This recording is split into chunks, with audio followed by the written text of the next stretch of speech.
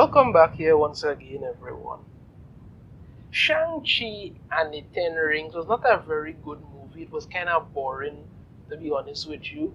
I said before, I say again, had they followed the actual script for it, may have made more sense. Like, I mean, by script, I mean actually follow what was done in the comics, maybe. But overall, the movie was a confusing, boring mess. That was it. But Simu Liu, who played Shang-Chi. Now, I never even really heard of Simu Liu before Shang-Chi. I'm not saying that he hasn't done other things before. Maybe he's done other things before. But I think what most people know him for now is Shang-Chi. That's what most people know him for. But he has a habit of jumping on Twitter to just, ripping to anybody who has anything negative to say about Marvel, about the MCU, about his Shang-Chi. It's getting to the point now where he's trying to become the Marvel and MCU bully to everybody. It's just not working out in his favor at all. And recently, he kicked up some storm against two noted directors who done some pretty outstanding work. And it doesn't play out well for him either. And this article here from Bounding Into Comics. Shang-Chi star Simu Liu dismisses Quentin Tarantino and Martin Scorsese as racist gatekeepers for their criticism of the MCU. The golden age of Hollywood was white as hell. Apparently he's completely forgotten the many movies that were done over the years that weren't like that, but alright. Not one to let an opportunity to embarrass himself pass him by. Shang-Chi and the Legend of the Ten Rings star Simu Liu has dismissed the criticism of the Marvel Cinematic Universe by veritably esteemed Hollywood directors Quentin Tarantino and Martin Scorsese as nothing more than racist gatekeeping. Because keep in mind, Simu Liu got in trouble a little while back for some other nonsense he said on Twitter. But he doesn't seem to want to learn. As many may already know, whether through listening to the director himself or the unhinged ranting of those who are unable to fathom the idea that Thor Love and Thunder is not high art, it was crap. Said so before, say it again. Scorsese is far from the biggest fan of the MCU, and most people are not fans of part of the MCU today. Speaking to the topic during an interview with Empire magazine, the Wolf of Wall Street director explained, I don't see them, I tried, but that's not cinema. Honestly, the closest I can think of them as well made as they are, with actors doing the best they can under the circumstances, is theme parks. It isn't the cinema of human beings trying to convey emotional, psychological experiences to another human being. Expanding on his opinion, in an op-ed for the New York Times, Scorsese said, many of the elements that define cinema, as I know it, are there in Marvel pictures.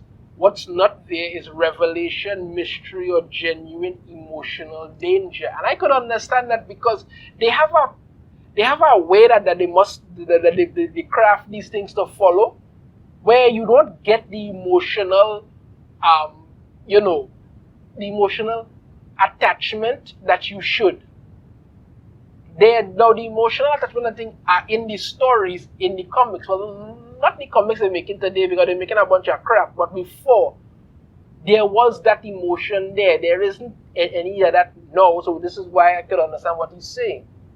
Nothing is at risk, he said. The pictures are made to satisfy a specific set of demands, and they are designed as variations on a finite number of themes. They are sequels in name, but they are remakes in spirit, and everything in them is officially sanctioned because it can't really be any other way. That's the nature of modern film franchises, the director asserted. Market researched, audience tested, vetted, modified, revetted, and remodified until they're ready for consumption. Unsurprisingly, Scorsese is not the only director who has taken issue with the lack of creativity in and disposable nature of the MCU. asked by the Los Angeles Times during a November interview why he never chose to set foot in Marvel's ever-devolving franchise, Tarantino asserted, "You have to be a hired hand to do those things. I am not a hired hand," he said. "I'm not looking for a job." His comments sparking a wave of backlash from Marvel stans. Yeah, because they just wait online to attack anything. Tarantino elaborated on his point during a later interview with Deadline. Marvel is a company. This is what he said.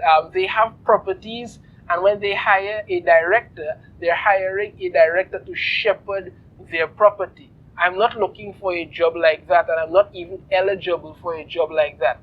Raising concerns about creators' rights, Tarantino told the entertainment news outlet. Now, this is what he said here, and I completely agree with this. Listen to it carefully. If it was going to work out for me, I would go to Marvel Comics. I would create a character. They would have no rights over the character other than to publish the book. And then when the book became successful, I would make a movie, and they would have no rights over the movie other than the privilege of releasing it. And I could 100% agree with that. The majority of the way they make these characters look in the MCU is not the way that these characters were actually created and portrayed to be. And they have started changing them in the comics to fit the MCU, and it doesn't work like that. It doesn't work like that. So this is what he's saying. He would create an entirely new character. Take time to build this character, craft this character, and they would have no rights over the character, so he will do as he sees with the character. And then when the book becomes successful, because he realizes it would take time. Not like how people like this instant gratification kind of nonsense. No. He knows it would take time for this character that he created, for this book, for this world, everything that he has built to become successful. And then he would make a movie that they would have no rights over, other than just being allowed to release it. So he would then put the very character that he has created onto the big screen, complete with all the emotion, all the drive, all the flair that people would love. This is something Eric July was talking about with his ISOM, and you've heard other people say it, even I have said it. If you're going to do a character, if you're going to do these Marvel movies, do them the way that they were made, and you would get that response, but you're not doing that. Continues on. Further expounding on his disdain for the MCU's active assault on creativity during a November 21st appearance, Tarantino said that part of the Marvelization of Hollywood is that you have all these actors who have become famous playing these characters, but they're not movie stars. Right? He asked, Captain America is the star, or Thor is the star. I mean, I'm not the first person to say that, and he's not. Even Anthony Mackie, who played Falcon, said the exact same thing. I think that's been said a zillion times. Yeah, a lot of people have said it. But it's like, if these franchises characters that become a star, yeah, because people now know Chris Hemsworth for playing Thor. They know Chris Evans for playing Captain America. That's the thing about it. Now that could, on one hand you could say that's a good thing, on the other hand you could say something else, but these are the stars that they have become. Predictably, Tarantino's refusal to praise such moments as Elena's disregard for the seriousness of the Red Room's forced hysterectomies as the pinnacle of modern storytelling only led to more outrage amongst Marvel diehards. Yeah, because it completely removed any seriousness, because they want to turn everything in Marvel into a running joke. So when you find out now that the Red Room actually performed hysterectomies on the girls there, and she's joking about it, it's gone. Now, in the Avengers movie, when Bruce Banner and Black Widow were talking, and Bruce told her that he's physically incapable of having a family with her because of, and she tells him that, the same thing, that because she had a hysterectomy, there was some seriousness there. But now you've just turned it into a bloody joke and expect everybody to just go, hee, that's so funny. Eventually taking note of the fervor, Liu seized on the chance to clout chase and took to his personal Twitter on November 22nd to refute the director's criticism by accusing them of essentially being nostalgic for racism. This is what he had to say.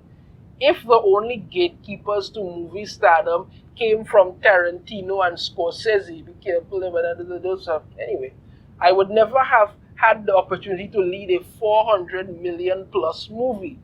I am in awe of their filmmaking genius. They are transcendent actors, but they don't get to point their nose at me or anyone. The unbearably small actor then turned to laughably praise Disney, the same company that in recent years alone have shrunk. Yeah, when they shrunk him on the John Boyega's fin on the Chinese posters for Star Wars The Force Awakens, and ensures that the on-screen diversity they claim to champion can be easily cut for foreign markets as a shining paragon of inclusion and representation. And so he goes on to say, no movie studio is or ever will be perfect, but I'm proud to work with one that has made sustained efforts to improve diversity on screen by creating heroes that empower and inspire people of all communities everywhere. I love the golden age too, but it was white as hell. Now, Quentin Tarantino did Kill Bill. I liked Kill Bill. And Kill Bill was literally a love letter to Kung Fu movies. That's what it was, literally a love letter to Kung Fu movies. In the first Kill Bill, they even threw in an anime scene. And you got these things with it. So he coming out to talk about all something. I mean, there were so many other movies throughout the years.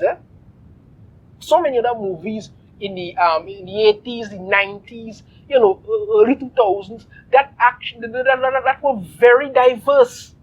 Very freaking diverse. But now you have people running around acting like, this is the first time it has ever happened in recorded history. And they are somehow leading the charge against it, but you're not. All you're doing is just trying to piggyback off something that was going fine all along, and you want to make it seem like it's something else. So when all you want to do is produce a bunch of ridiculous garbage that is woke as hell, and expect everybody to just fall in line with your crap. In conclusion to his thoughts, Liu attempted to puff his chest against those who disagreed with him by playing the internet tough guy, pathetically sharing a gif of himself as Shang-Chi preparing for a fight alongside the caption, bracing for loser internet trolls like, This is far from the first time Liu's virtue signaling has led him to make a fool of himself in public.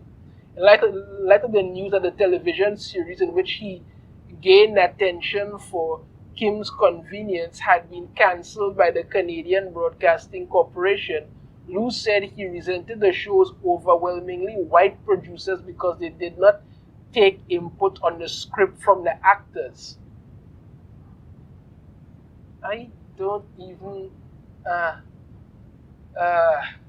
2 months later, Liu took disingenuous issue with comments made by Disney CEO Bob Chapek during the company's Q3 earnings call, wherein discussions of the decision to release Shang-Chi and Free Guy to Disney Plus after only 45 days in theaters. The executive opined, on Shang-Chi, we think it's actually going to be an interesting experiment for us. Though Chapek was clearly referring to Shang-Chi's experimental release schedule, Liu accused the CEO was using the term in reference to the fact that the film was Asian-centric. This is what he had to say: we are not an experiment.